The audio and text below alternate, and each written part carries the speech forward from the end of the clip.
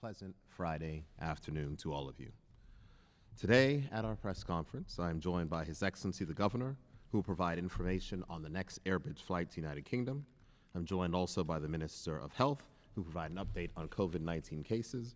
The Minister of National Security will provide an update on the revisions to our shelter-in-place, changes which will come into force on Monday, and also by the Honorable Attorney General, who will provide an update on the Department of Child and Family Services, in addition to information regarding domestic violence. We continue to pray for the health and safety of those that have contracted COVID-19 or who have lost loved ones to this virus. Our hearts are with you, and we pray that you will recover swiftly and that the friends and families of the people we have lost are finding comfort in their time of grief.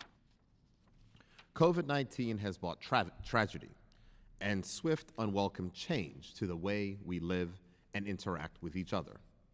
It has also brought forth innovation and flexibility in thought and deed. Today, that innovation and flexibility was demonstrated, and Bermuda made history as we held the first virtual session of Bermuda's legislature. This session, held over WebEx, enabled the 35 members of the House of Assembly and the 11 members of the Senate, under the watchful eye of the Speaker of the House and the President of the Senate, to conduct the people's business, all without breaking shelter in place and without disrupting social distancing.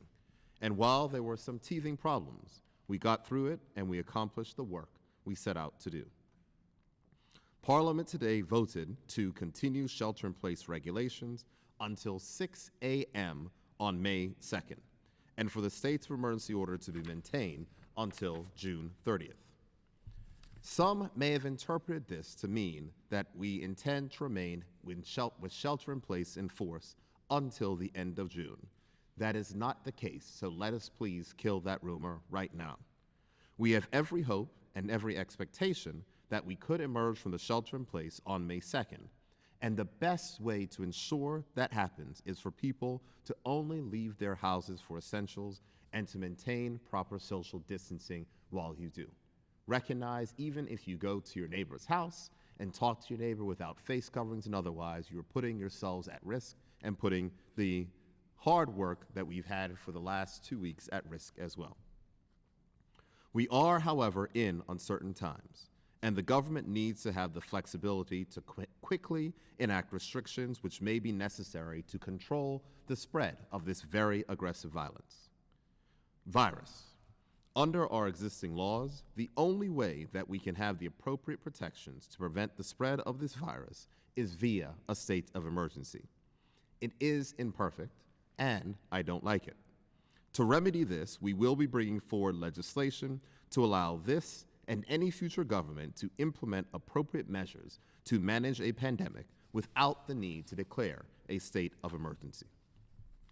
Once this amended law is drafted, passes both houses of the legislature, and receives its assent from the governor, the cabinet will ask for the state of emergency to be revoked, as the new laws will give the government the necessary tools in the case of a pandemic. This government feels for the many students and Bermuda residents that remain stranded in the United Kingdom and around the world. In order to assist in remedying this situation, the Cabinet Office, in conjunction with Government House, has arranged for another flight from the United Kingdom. It is important to note that this flight is only for persons who are ordinarily resident in Bermuda. That means students and those who may have been stranded outside of Bermuda from their travels.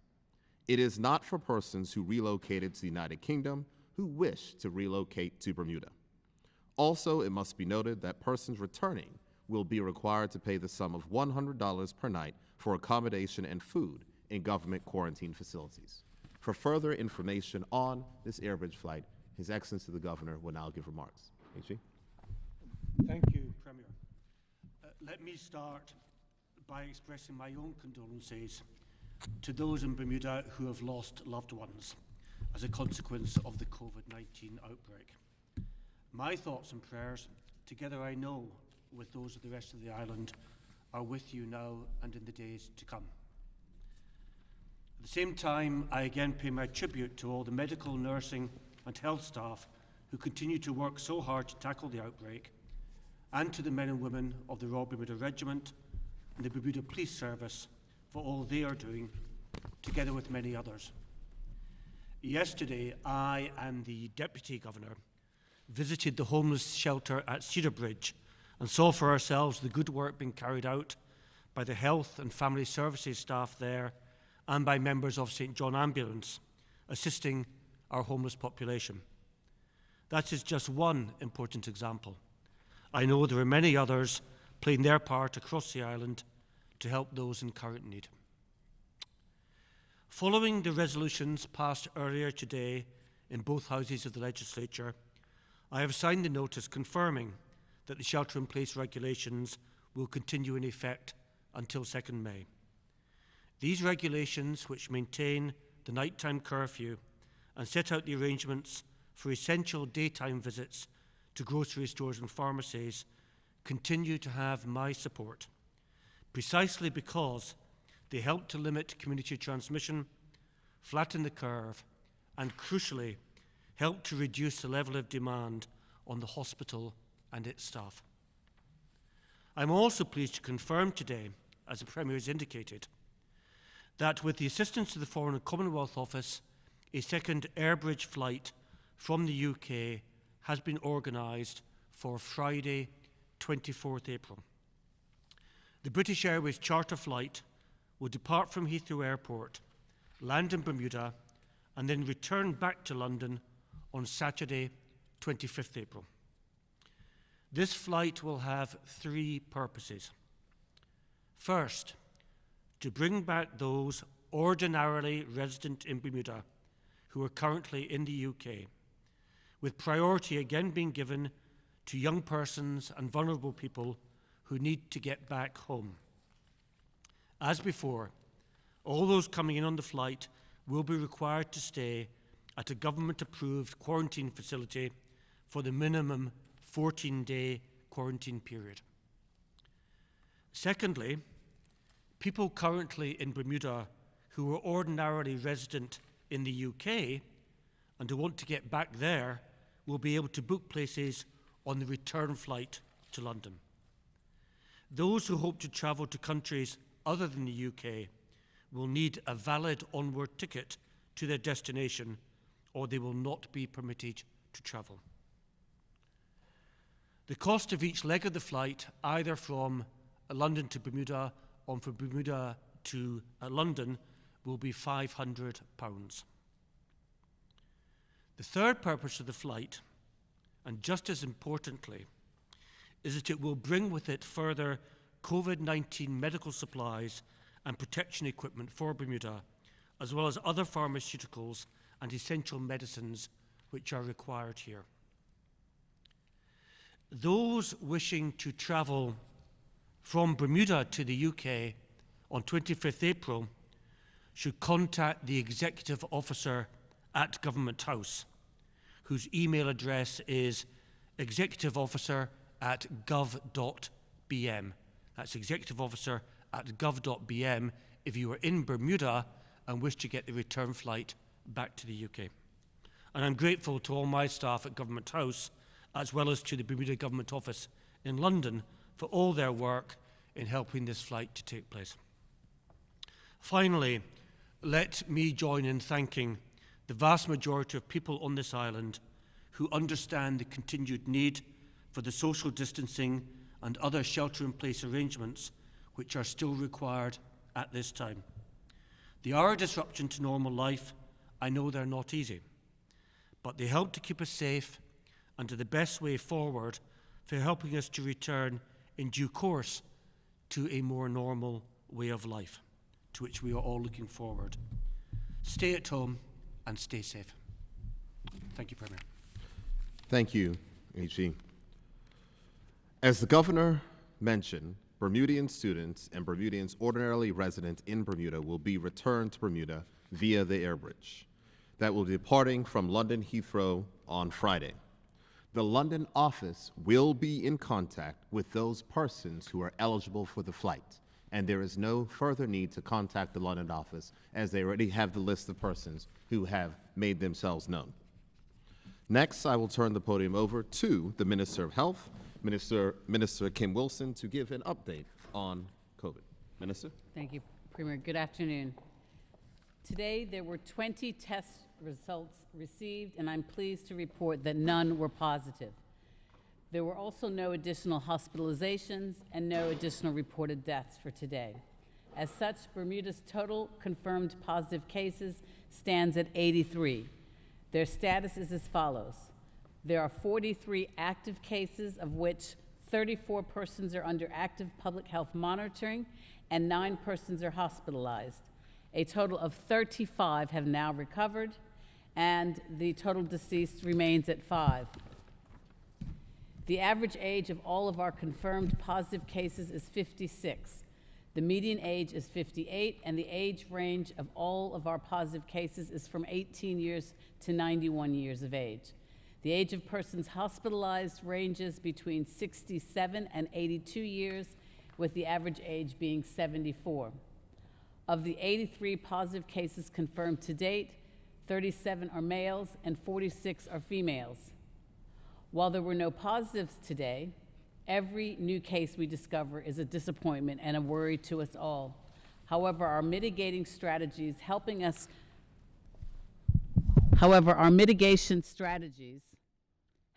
to contain the situation are bearing good fruit. We acted quickly as a country, and we are in a stronger position for it. Just this week, Public Health England confirmed that our case vigilance and preparations for rapid case identification, case isolation, contact tracing, and PCR testing are appropriate and proportionate. Today, I want to thank another group which has been working exceptionally hard throughout this pandemic, namely our Third Sector Coordinated Crisis Response Team.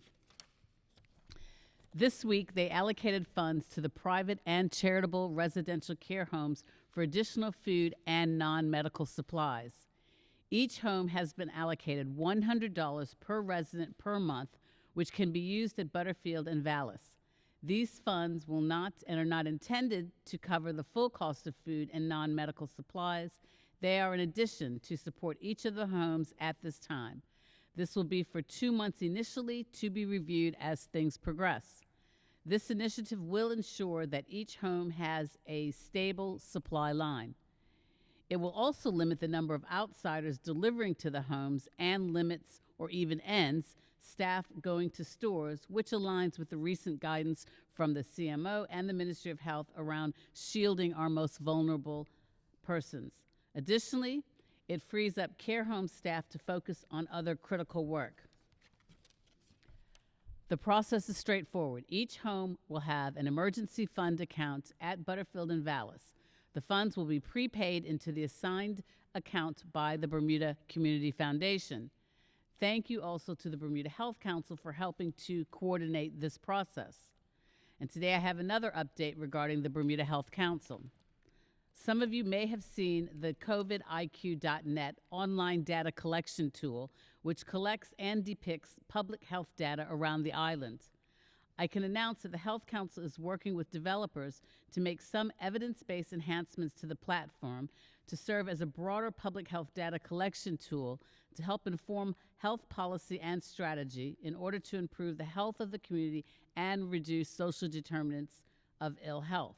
The more local data we have, the better our chances at getting the right resources to the right places at the right times. And this is definitely providing true as we navigate through this COVID-19 crisis. And it should be up and running shortly. One question which I have heard asked quite a lot for the past week is, what is the treatment for COVID patients? As most of you know, currently there are no proven treatments to cure COVID-19. However, the standard of care for COVID-19 is supportive management, oxygen supplementation, IV hydration, and non-evasive or evasive ventilator support where needed. Sometimes COVID-19 can lead to bacterial superinfections and hemodynamic instability, which can be treated with antibiotics and medications to elevate blood pressure, respectively. In select cases, patients may be offered other medications if a physician believes the potential benefits outweigh the risk. based on limited evidence. Such cases would require informed consent by the patient or the patient's designated representative after a robust discussion regarding the potential risk and benefits of the offered treatment. In closing, I wish to thank international and local businesses in Bermuda who have collectively raised $1,044,000 to date for essential medical supplies and equipment, including personal protective equipment and ventilators. I'm really proud of how Bermuda's insurers, reinsurers, brokers, investment managers, local insurance companies, financial service companies, medical associations, as well as private individual donors have come together to support the hospital at this time. We thank you very much for your support. Thank you, Premier. Thank you very much, Minister of Health, and it's great news to know that there are no new cases reported today. When shelter-in-place was first enacted, we had hoped that 2 weeks would be sufficient to achieve our objectives. Regrettably, this is not the case, and we've had to extend until May the 2nd. During this period, we have been humble enough to listen and flexible enough to recognize that some of the aspects of our previous regulations would need to be revised to help our island get through this next 2-week period so that we can be as productive and as healthy as possible. Minister Keynes will provide an update on the new regulations for shelter-in-place, which will go into force on Monday, and on the activities of the Bermuda Police Service and the Bermuda Regiment. Minister Keynes. Good evening to our listening audience. This evening I will share an update regarding the proposed changes to the Emergency Powers COVID-19 Shelter-in-Place Regulations 2020. These amendments will come into force on Monday, April 20th, 2020. The following businesses will be allowed to have limited operation under very restrictive terms to be specified, including roadside sales by a licensed fisherman, roadside sales by a registered commercial farmer, laundromats, pet shops, hardware stores including paint stores, plant nurseries, shipping and freight companies, couriers, and delivery persons. Pest control. Persons engaged in pest control, subject to the supervision of the Chief Environmental Health Officer, will be permitted to attend calls to required businesses. More details will follow. Tobacco and wholesalers. Alcohol and tobacco wholesalers. Persons engaged in the wholesale distribution of grocery stores of alcohol and tobacco products will be allowed to restock these businesses on a limited basis. These days will be Saturdays, Mondays, and Tuesdays. More details to follow. Grocery stores and gas stations. Visits to the grocery stores or gas stations will be changed, and it is important for the public to carefully take note of the following changes. Mondays and Thursdays shall be for persons whose surnames begin with the letter A to F only. Tuesdays and Fridays shall be for persons whose surnames begin with the letters G to Q only. Wednesdays and Saturdays shall be for persons whose surnames begin with the letters R to Z only. Sundays shall be reserved for persons 55 years and over, disabled persons, and essential workers, and workers not required to work from home. The persons that I just mentioned may also shop on the day that corresponds with their last names, in addition to being able to shop on Sundays. Laundromats. Laundromats may only operate with written permission of the Minister of National Security and shall meet the following conditions. Opening hours from 7 a.m. to 7 p.m. Monday to Friday only. Only one customer to be allowed in the laundromat at any time, and attendance can only be made by appointment. Wash and fold services may be provided as long as customers are not permitted to enter the premises during the drop-off or collection of their laundry. Pet shops. Pet shops may only operate with the written permission of the Minister of National Security and shall meet the following conditions. Pet shops must operate between the hours of 9 a.m. to 5 p.m. Monday to Wednesday only. Mondays shall be for persons whose surnames begin with the letter A to F only. Tuesdays shall be for persons whose surnames begin with the letters G to Q only. Wednesdays shall be for persons whose surnames begin with the letters R to Z only. Hardware stores. Hardware stores may operate with the written permission of the Minister of National Security and shall meet the following conditions. Customers shall not be permitted to enter the store, but will have curbside pickups only. Collection of prepaid goods is permitted from 9 a.m. to 5 p.m., Monday to Wednesday only. Mondays shall be for persons whose surnames begin with the letters A to F only. Tuesdays shall be for persons whose surnames begin with the letter G to Q only. Wednesdays shall be for persons whose surnames begin with the letters R to Z only. Plant nurseries. Plant nurseries may only operate with the written permission of the Minister of National Security and shall meet the following conditions. Customers shall not be permitted to enter the plant nursery. Collection of prepaid goods is permitted from 9 a.m. to 5 p.m. Monday to Wednesday only. Monday shall be for persons whose last names begin with the letters A to F only. Tuesdays shall be for persons whose surnames begin with the letters G to Q only. Wednesdays shall be for persons whose surnames begin with the letters R to Z only. Shipping and freight companies.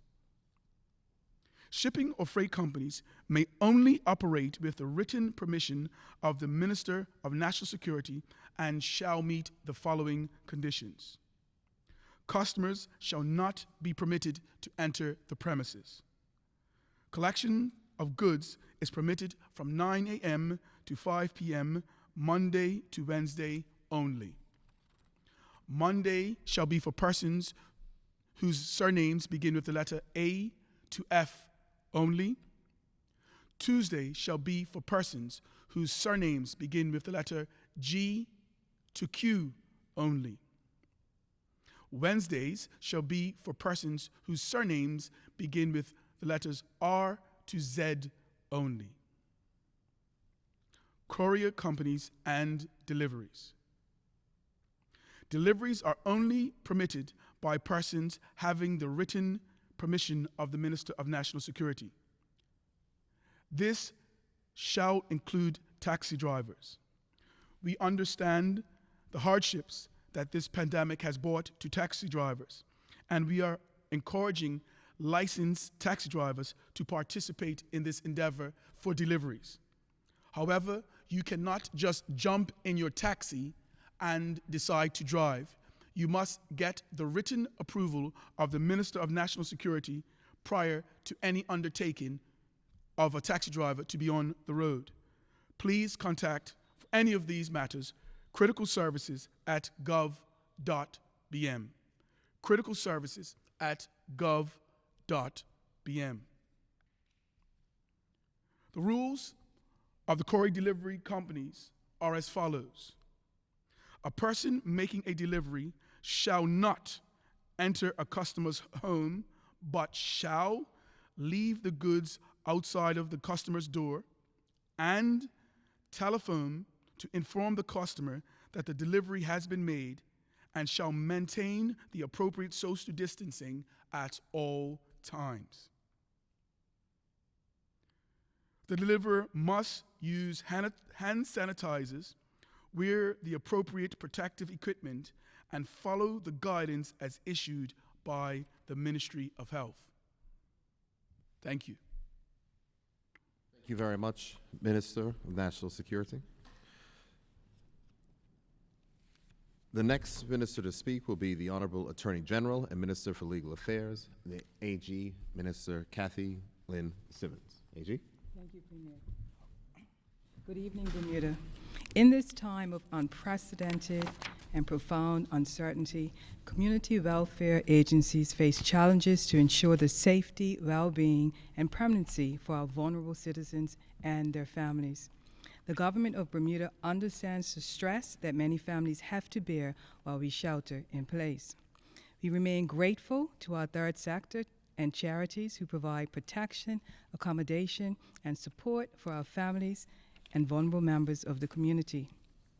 As the public health crisis persists, we must critically assess and safeguard the needs and rights of minor children and their parents who are the subject of court-ordered arrangements, in particular, the existing law under the Regulation 3.3 of the Emergency Powers COVID-19 Shelter-in-Place Regulations 2020 provides that for the avoidance of doubt, a minor child of parents who do not live together shall remain at the home where the child is living on commencement of these regulations until they cease to have effect. This provision has given rise to practical challenges for some parents who fall within this category.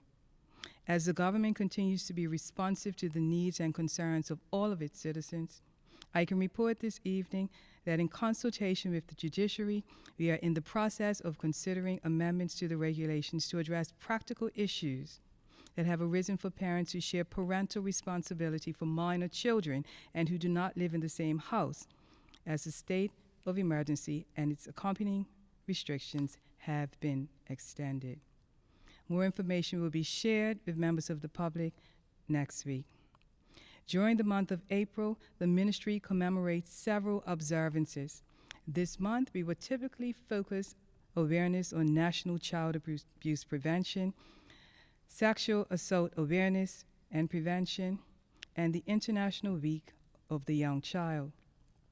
While we have not had the opportunity to recognize these observances, I wish to thank our community partners for their unwavering support. We appreciate the services of the Center Against Abuse, SCARS, the Coalition for the Protection of Children, the Family Center, and other charities who work with us to assist our most vulnerable citizens. We know that during this extended shelter-in-place period, children in abusive situations may be more susceptible to incidences of sexual abuse, physical abuse, and neglect as they remain in their homes. Should anyone in the community have concerns about the welfare of a child, please contact the Department of Child and Family Services on-call social worker on 332-0091 or on the on-call supervisor at 335-9095. If it is an emergency, please call 911. Since March 24th, the Department of Child and Family Services has received 18 new referrals requiring investigation. There have been 10 children exposed to domestic or family violence, 1 child exposed to moral danger, which means that the child has been exposed to unsafe behaviors such as drug trafficking, prostitution, theft, criminal behavior, and/or individuals engaged in active abuse of illegal substances.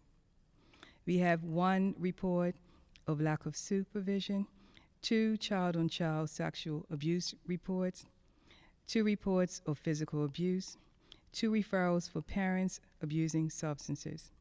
Investigations are underway, and DCFS workers are making contact with the parents to ensure that safety plans are in place. During this period of sheltering in place, all DCFS staff have been supporting clients via weekly video conferencing and telephone calls. DCFS has assisted in providing groceries and medication supplies to families and linking families to community resources such as the Eliza Doolittle, the Lauren BNTB Initiative, Women's Resource Center, and the Coalition for the Protection of Children. Clients are given information on how to talk to their children about COVID-19, in addition to activities that they can do with their children. The Foster Parent Association is also gearing itself to assist foster parents who may be struggling through this period. The Department of Child and Family Services will continue to work closely with the third sector partners as well as public health partners to respond to calls for assistance. The public is reminded that domestic violence that involves adults only is referred to the Center Against Abuse and/or the Bermuda Police Service. Since March 30th, the Center Against Abuse has reported that they answered over 34 calls on their hotline, worked with 5 clients to complete filing 6 domestic violence protection orders, and assisted 4 families with safe shelters. Between March 23rd and April 13th, the courts have issued 13 domestic violence protection orders. The public is reminded that the Center Against Abuse operates a 24/7 hotline for victims of domestic abuse and sexual assault. The center's hotline numbers are 297-8278 and 292-4366. We share the concerns of the Center Against Abuse and note that there are persons in our community who are in abusive situations but are not ready to take the step of leaving their abusers. In such situations, the center recommends the following safety tips. Be very aware of your partner's mood, and when you see it changing for the worse, if you can, get out of the house to a safe place. Identify safe spaces in your home that you can go to should an argument break out, such as rooms with windows, and doors, spaces without weapons, such as knives and bottles. If violence is unavoidable and you are stuck and cannot escape, crouch right down on the floor and curl up into a small ball on the floor with your face towards the floor and protect it, and your hands over your head and your elbows covering the inside of your face. The sides of your face, I should say. If possible, always keep your phone on so you can call 911. Ask a neighbor to call 911 should they hear anything from your home. Ask your children to call 911 should they hear or see any abuse. Set up a secret code word like RONA, that's R-O-N-A, or any word, with a close friend or family member that you can send to them so they know that it means to call 911 for you. Teach your children to get out of the house safely. If you can, reach out and talk to trusted family and friends to release your stress. And lastly, you can search safely online for counseling assistance with the Center Against Abuse via info@centeragainst-abuse.bm. To every woman, child, and man, it is important to note that nothing that a victim does deserves any abuse from an abuser. We encourage anyone in the community in need of assistance to review the Third Sector Crisis Response Essential Services contact sheet, which provides a list of available help and support resources at www.gov.bm/coronavirus-resources. In closing, we urge you to stay informed and vigilant. Do not live in an abusive situation. There is help available, as previously stated. Please reach out to us. Thank you. Thank you, Attorney General. I've been informed that at the beginning of this broadcast that some persons did not receive all of the information. So I'm going to briefly recap some of the stuff that I said at the beginning because it's important information that all persons need to know, and then we will move on to questions. Parliament today voted to continue shelter-in-place regulations until 6 a.m. on May 2nd and for the state of emergency order to be maintained until June 30th. Some may have interpreted this to mean that we intend to remain in shelter-in-place until the end of June. That is not the case, and let that rumor die tonight. We have every hope and expectation that we can emerge from shelter in place on May 2nd. And the best way to ensure that happens is for people to only leave their houses for essentials and maintain proper social distancing when you do. We are, however, in uncertain times, and the government needs to have the flexibility to quickly enact restrictions that may be necessary to control the spread of this virus. Under our existing laws, the only way that we can have the appropriate protections to prevent the spread of this virus is via a state of emergency. It is imperfect, and I do not like it. To remedy this, we will be bringing forward legislation to allow this and any future government to implement appropriate measures to manage a pandemic without the need to declare a state of emergency. Once this amended law is drafted, passes both houses of the legislature, and receives its assent from the governor, the cabinet will act for the state of emergency to be revoked, as the new laws will give the government the necessary tools in the case of a pandemic. Bermuda, we have come through the first 2 weeks of shelter in place, a sacrifice that we have all made and a challenge we all have had to overcome. What is most important is that we have shown that we can do this, and we can get through this next 2 weeks. To those of us who have followed the guidelines and stayed home, I am truly grateful.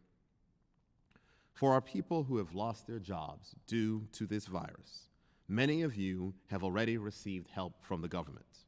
For those of you who have not yet received the help you need, we are adding more resources and manpower to get those funds to you as quickly as possible. It is not your fault that you are in this position, and we will continue to do all that we can as quickly as we can to support you. We cannot and will not allow bureaucracy and red tape to get in the way when there are people who may be hungry. We have had companies, charities, and members of our community giving generously and helping to feed people in need during this crisis, and for that, I am grateful. Sadly, there are those who are hoping that we will devolve into political tribalism, devolve into the regular he said, she said nitpicking, name-calling, and political games. To them, I say simply, cool out. When this is over, when our people are healthy and safe, fed and employed, maybe then you can go back to business as usual. But it is my sincere hope that after this period of crisis has passed, we all will have grown and we all will have evolved and we would have been ready to put politics as usual aside. People have died. People are fighting to restore their health this very minute, and we fear that many more of our friends, our neighbors, and our coworkers, and our family members may also be impacted by this virus. To us, keeping them healthy, protecting our families, and staying focused on the job at hand is more important than politics as usual. We would not turn on each other during a hurricane, so it is important that we do not do this now. Earlier today, in the sitting of the House of Assembly, I pledged to be the best bipartisan premier that I can be, as the most important thing that this country requires right now is unity. For us, this must be the time for unity of purpose, unity of vision, and unity of spirit. And with that, we will all get through this. Thank you, and I'm happy to take any questions that you may have.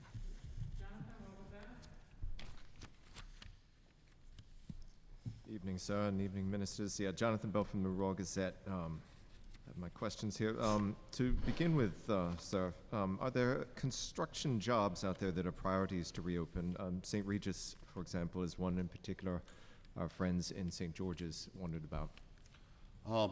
Construction is something that was considered, but it is not something that is going to be open during the next 2 weeks of shelter in place. The purpose of the shelter in place is to minimize movement so we can eliminate any possible community transmission or control it as much as possible. And so, local transmission. And so for that particular reason, no.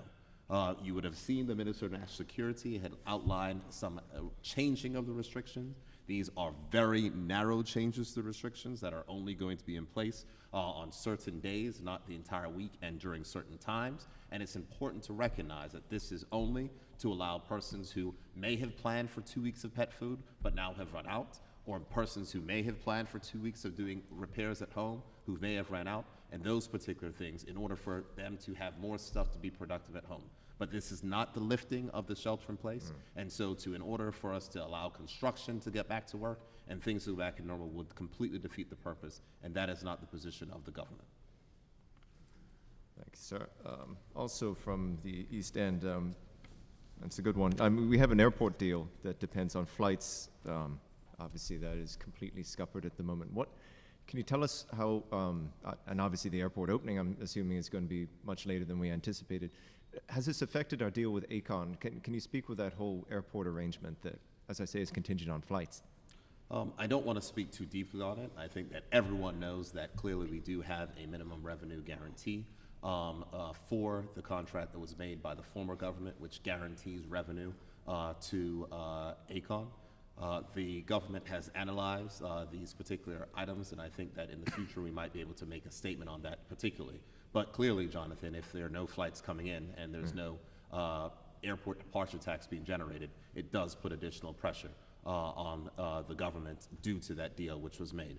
But the Minister of Tourism is examining that, and in addition with the persons at the Bermuda Airport Authority, and I think that in the future we're able to speak more closely to that.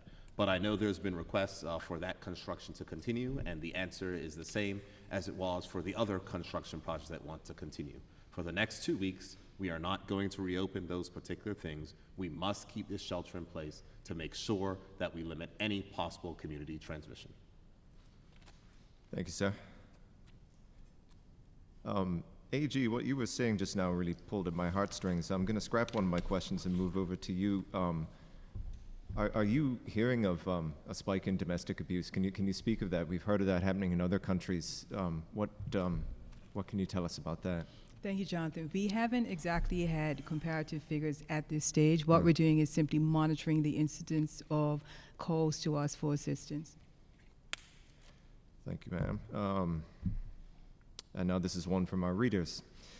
So, and I quote, given Bermuda's rate of diabetes and obesity, is the government concerned that shelter in place may be promoting unhealthy sedentary lifestyles?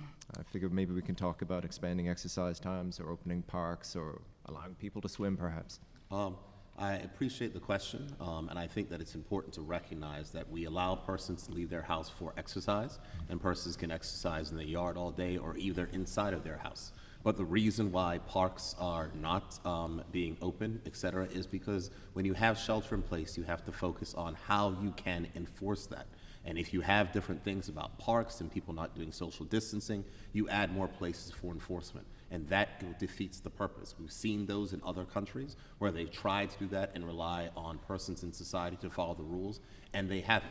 We want this to be as short a period as possible, and that is the reason why we've been so restrictive. So I would encourage persons, and I think that more people are actually taking out and going for a walk. I think that people are actually bored of being in their house on their phones and are going with their families for a walk, and that is something that is encouraged, and I hope that that is something that continues even after the shelter in place. Thank you. Mr. Premier, in the virtual House this morning, could you expand a little bit on the modeling you referenced? You spoke of a worst case scenario and also a better case scenario, which sees 263 deaths. In order to arrive at these 263 deaths, how many people would have to catch the virus in total, and how many hospitalizations would that be? I do not have my modeling printout with me, but the Minister of Health has hers. So if you pose the question again, the Minister might be able to pull out the slides. I think your question was in the better case modeling scenario, how many hospitalizations would that be, and how many cases would Bermuda have? Okay.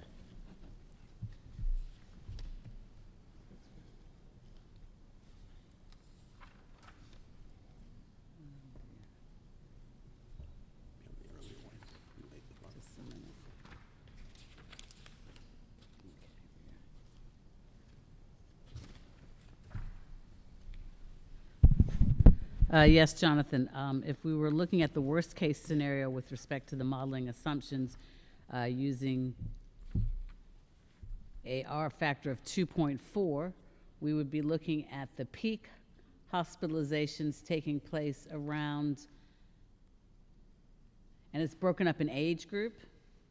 So the height of the hospitalizations with respect to the age group of 70 to 79-year-olds, we would look at a peak date of around the 5th of June.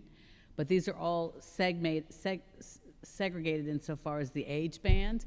And I don't want to be difficult, but what we did indicate a couple days ago, actually on several occasions, once this modeling has been completed, and the epidemiology and surveillance team, as I said, are working with Public Health England as well as Imperial College in London to Bermudianize it, so to speak, and to put in the Bermuda factor. Once this is completed, and fingers crossed, we are hoping it will be done by the end of the weekend, we will be making this public, so you'll have an opportunity to review it and then ask any further questions concerning it, because it does contain quite a lot of very, very important information, but it is it's broken up in age bands. So I'm just giving you like a peak for one particular age, but it's broken up into 8 different categories with respect to age. So if I can, I'll try to answer as many questions as you can, but I suspect that next week, once you have an opportunity to have this actually in hand, you'll probably be able to absorb it and then ask more questions. But I can answer as many questions as you have. Well, let's just take the 70 to 80 age band. 70 then. to 80? Yeah, because Okay. that seems to be one of the higher ones. Okay, so for between 70 and 79 years of age, we are looking at the peak of 18 hospital admissions, and at this point, based on the modeling, that would take place around the 5th of June. 80 years old and over, 12 hospitalizations would be the peak, and that would take place around the 31st of May. Okay, And that's with respect to hospitalizations. thank you very much. You're welcome. Minister Gaines? Looking at the moving to the grocery store shopping, which always seems to get people excited. On the 3-tiered shopping policy, what is the reasoning going to 3 days, spreading the people out, and what other jurisdictions have we looked at that this model has worked in? We don't actually have to look at other countries, how they're doing it. What we have to look at is at the parliamentary registry. And when we looked at the parliamentary registry, when you get to the Smiths and the Simmonses and that part, there are just tons more people in that part of the alphabet. So when we looked at the parliamentary registry, we were able to segment it a little differently. Mornings I go to the different grocery stores and I see the lines. We believe in making this a little more prescriptive with opening it up to 3 days and less days. We believe that we will have less people at the grocery stores. But specifically when you look at Sundays, it allows for people that are 55, we made that age a little lower, and people with disabilities and essential workers. And so what we're trying to do is be balanced, allow people to see that we've been listening, we've been following what people have been saying on social media, and we've opened it up so more people, so there will be smaller names in the surname part, but less days of the week. And we believe that will be more balanced, and we will have a better ebb and flow as we go through the next 2 weeks. Thank you. The 2 passengers who are hospitalized from the Coral Princess, were they sick when they arrived in Bermuda, or did they become symptomatic on island, and how much contact did they have with fellow passengers or people in Bermuda once they arrived? I know. Can you ask the question one more time? It's Sure. my fault. I had the minister distracted. The 2 passengers who are hospitalized from the Coral Princess, were they sick when they arrived, or did they become symptomatic on island? And how much contact did they have with fellow passengers or people in Bermuda once they arrived?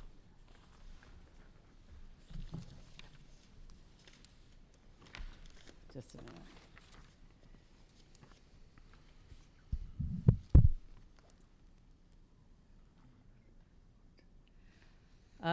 The information I can provide is that the persons, like I said, it was imported from the cruise ship, and the flight date was on the 8th of April, and the date of their report was on the 16th of April.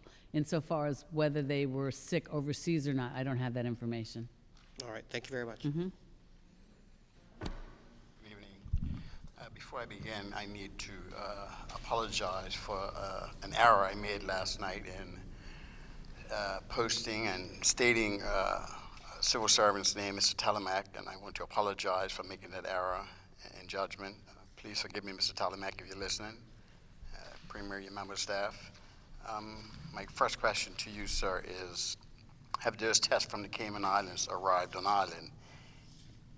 If they haven't, why not? The reason that they haven't arrived on island is because they are in London, and they'll be on the flight that's coming in on Friday. Next Friday. Yes. Why would you consider, why would the Cayman Islands be selling these test kits if there's a shortage worldwide? Because I would assume from the conversation which I had with the Premier of the Cayman Islands is what he said is that he wanted to get these test kits, and he had someone inside of his country who wanted to donate a significant amount of money to help the government get those test kits. He needed to order that large volume in order to get to the front of the line so he could actually get them delivered. So that, I think, is the reasoning that he made. And the reason that they're selling them is that there's more than they need. So as I think he's indicated, and I think has been publicized, that some has been sold to Belize and Barbados and Bahamas and other countries. So it works fine. We're going to take an allotment of those, and I'm in conversations with the Premier of the Cayman Islands because we want to make sure that as many of our CARICOM countries who may need additional tests that are having difficulties placing small orders can play a part in that. So we had a conference call of heads of governments of CARICOM on Wednesday, and I think it's helpful that we're all participating in various things like this together. There are some things which we have which may be helpful to the Cayman Islands and which we may be able to supply as well. Thank you. Mr. Keynes, electronic stores that service cell phones, would they be considered for a roadside service provided?